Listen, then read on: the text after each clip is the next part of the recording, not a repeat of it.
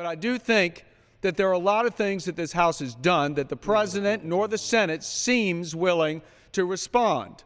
And as I said before, Mr. Speaker, what we're trying to do is to address the needs of the working people, the middle class of this country.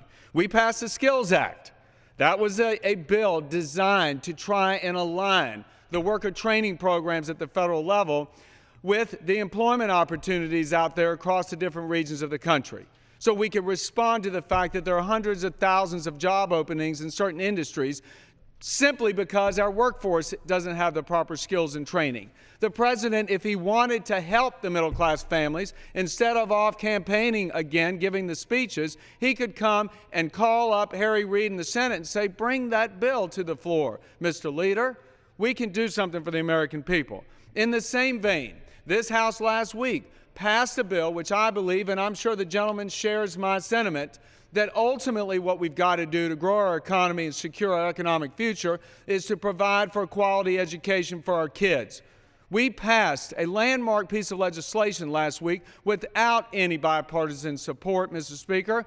But again, if the gentleman is so intent on wanting to help and wanting to do something, not because of Washington's needs, but because of what we've got to do for the kids across this country and their families, then let's help try and forge an answer on reauthorizing the education bill. We also, Mr. Speaker, passed a bill that made it easier for working families to spend time with their kids and hold down a wage job, an hourly wage job. Is there any movement on that? The President could certainly say, let's do that. Let's provide some relief to the middle class. We also passed in the House, Mr. Speaker, several energy bills to help the families out there across this country who are on their vacations right now, choking when they see the price of gas at the pump. We have bills. The President could go ahead and approve the Keystone Pipeline.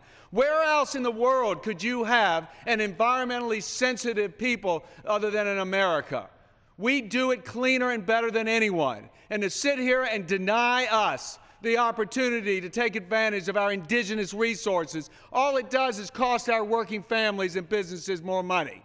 We also have passed bills to allow for the safe and environmentally sensitive ways of going into our deep oceans, to go in and to tap into the resources that are there, things that technology had unleashed. But yet, the Senate nor the President seems interested in helping the middle class and the working families, because all we hear from the other side is what we can and can't do politically here in Washington. I would say to the gentleman, there are plenty of things that we could get done together. Let's start to focus on the people of this country, not the political imperatives of this institution. And I yield back.